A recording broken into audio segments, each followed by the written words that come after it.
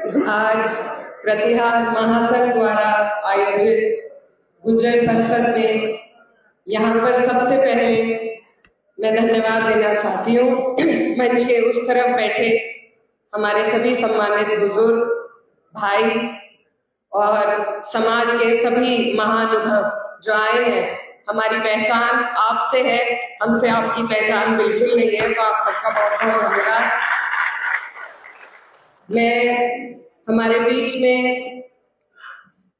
दूर से चलकर नजदीक से चलकर आए हुए सभी समाज के हमारे वरिष्ठ बुजुर्ग लोगों का अभिवादन करती हूँ, धन्यवाद करती हूँ कि अपना कीमती वक्त निकालकर वो यहाँ पर आए।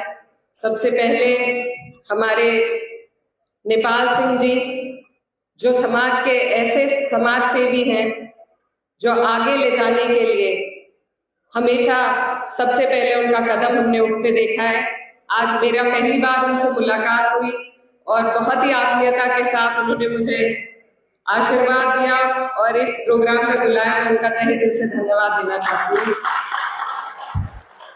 हमारे बीच में मेरे पिताजी के साथी रहे और पिता तुल्य समाज के बेहद वरिष्ठ हम सबके आदरणीय माननीय चौधरी वीरेंद्र सिंह जी पूर्व मंत्री जी, हमारे बीच में मेरठ से चलकर आए समाज का गौरव बढ़ाने वाले राज्य मंत्री सोमेंद्र तोमर जी, हमारे बीच से जा चुके लेकिन हम सबके आदरणीय बड़े और मेरे मामा जी चौधरी रुद्र सेन जी जो समाजवादी पार्टी के महासचिव हैं। बीच में हमारे मेरे बड़े भाई अतुल प्रधान जी जो बड़ी दूर से हमारे बीच में चलकर आए हैं और हमेशा समाज की चिंता को अपने दिल में लेकर एक चलती फिरती खुद में वो क्रांति है, तो उनका मैं धन्यवाद देना चाहती हूँ। हमारे बीच में कैराना से, शामली से, कहाँ से बताऊं, हमारे बड़े भाई माननीय मनीष चौहान जी, साथ ही में हमारे बीच में मामा जी मणिपाल सिंह माजरा जी, देवबंद से हमारे समाजवादी पार्टी के अभी घोषित नहीं हुए हैं लेकिन हमें उम्मीद है हमारे माननीय मनोज जी,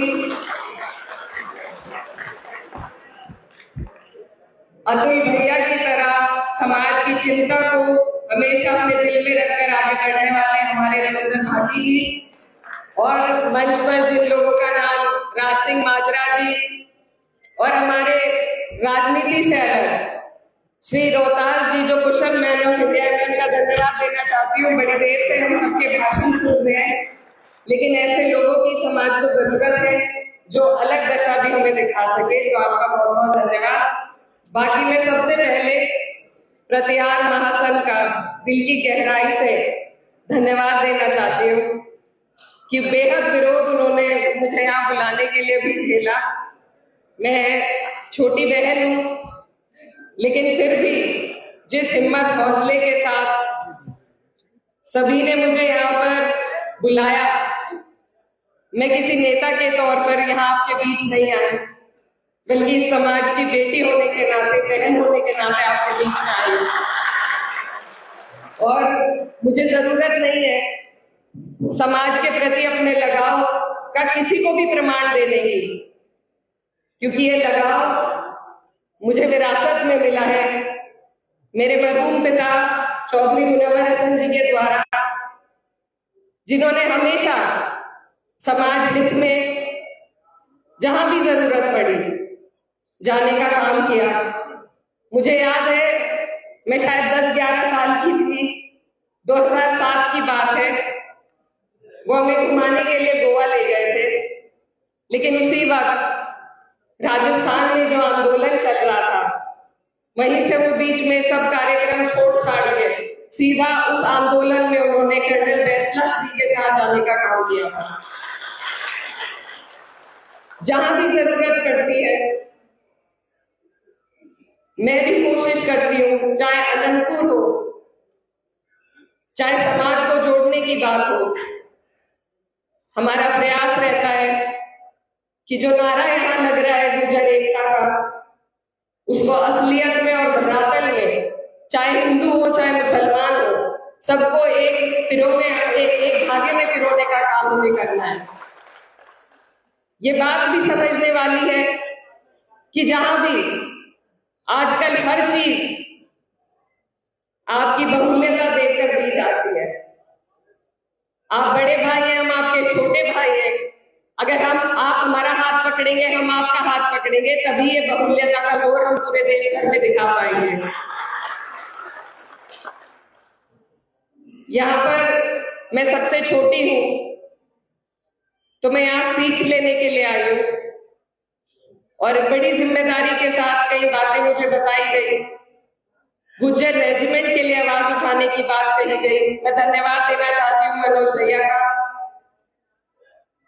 और मैं वादा भी दिलाना चाहती हूँ कि जब मुझे मौका मिलेगा, जिस तरीके से मैंने डी नोटिफाइड ट्राइब का जो हमारा बरसों से चला आता हुआ मुद्दा है, अभी के सत्र में अपने छोटे प्रयास से मैंने कोशिश करी कि कम से कम सदन के पटल पर तो उसे उठाया जाए। इसी तरीके से जो जो मांगे जिन पर हमारी जिम्मेदारी लगाई गई है, उनको उठाने का पूरी ईमानदारी से, पूरी निष्ठा के साथ मैं कार्य करूंगी, ये मैं आपको वादा दिलाना चाहती हूँ। यहाँ पर हमारे बड़ों ने बताया शिक्षा का महत्व, और हर जगह हम यही बात करते हैं कि जब हम शिक्षा को अपने समाज के लिए सबसे ऊपर रखेंगे, शिक्षित बनेंगे, तभी हमारा समाज आगे निकल पाएगा। और शिक्षा के साथ साथ संस्कार की भी जरूरत है, क्योंकि वह व्यक्ति जो सिर्फ शिक्षित हो, न समाज से लगाव हो, न समाज की जानकारी हो, वो हमारे लिए उस तरीके से समाज को नहीं बढ़ा सकता जैसे आप और हम सब यहाँ चाहते हैं। तो हमारे समाज की संस्कार हमें आगे बढ़ाने की, इतिहास को सिखाने की भी जरूरत है शिक्षा के साथ साथ। मैं एक बात और कहना चाहती हूँ कि मैं यहाँ पर बहुत अकेला महसूस कर रही हूँ। इसलिए नहीं कि मैं एक मुसलमान भी हूँ, बल्कि इसलिए कि मैं यहाँ पर एक अकेली महिला हूँ। हमारी बहनें, अगर हम उन्हें भी न सिर्फ शिक्षा में, न सिर्फ रोजगार में, बल्कि लीडरशिप में भी आगे लाएं, तो ये हमारे लिए बहुत जरूरी कार्य है।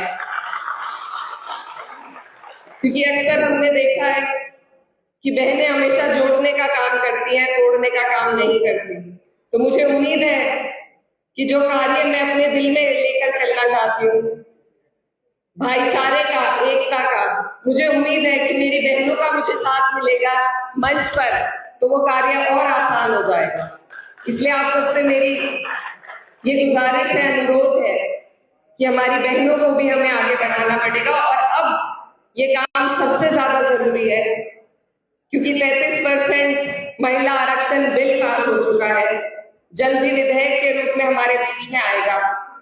तो जब 33% आरक्षण महिला सीटों का होगा, उसमें जरूरी है कि हमारे समाज की लड़कियां भी आगे आए, वहां से भी हमें अपनी बहुल्यता दिखाने का मौका मिलेगा। लेकिन उसकी शुरुआत हमें अभी करनी पड़ेगी।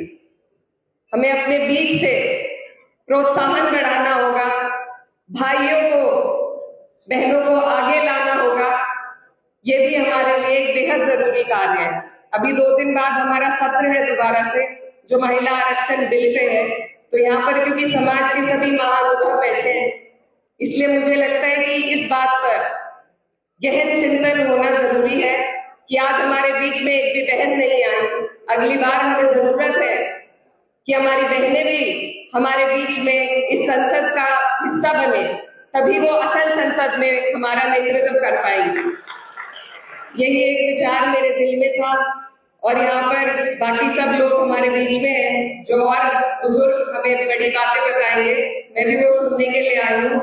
आप सबने मुझे यहाँ पर बुलाया, यही अपने आप में एक बहुत बड़ी क्रांति का कदम था। मैं फिर से प्रतिहार महासंघ का धन्यवाद देना चाहती हूँ। आप सब लोग यहाँ पर आए, आपका बहुत बहुत शुक्रिया।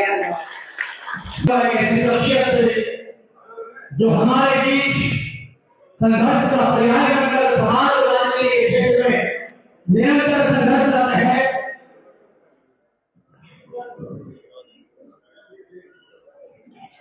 और देखिए, इसमें कहूंगा कि सदन में मुश्किलें आए, जरूरत और पड़ती है,